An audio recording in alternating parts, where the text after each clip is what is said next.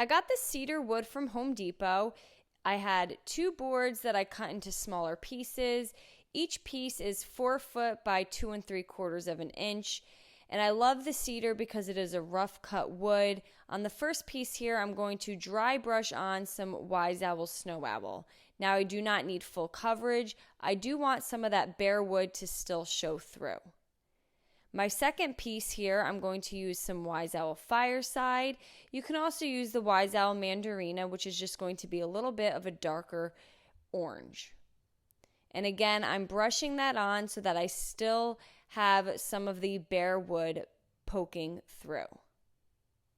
And my last piece here, I'm going to do in the Wise Owl Goldenrod. Now, all paint products can be found on our webpage at chalkitupfancy.com. And I'm going to cover all 3 pieces of wood.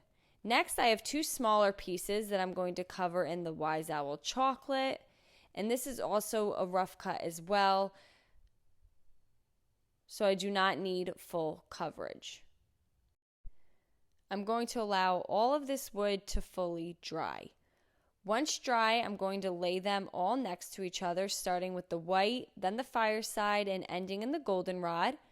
I'm going to place the 2 smaller pieces of wood 5 inches down and 5 inches up from the bottom of the board.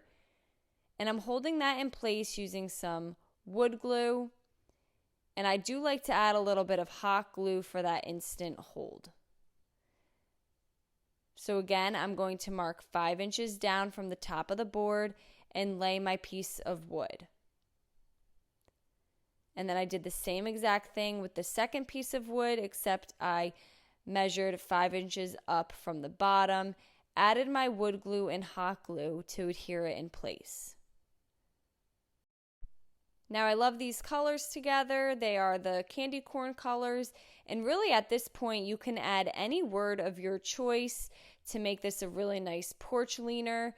I am going to flip it over before I add my stencil and just glue another small piece of wood to the back side to just make sure everything holds together nicely. I have this welcome stencil. It came from Hobby Lobby. They also have one that says home.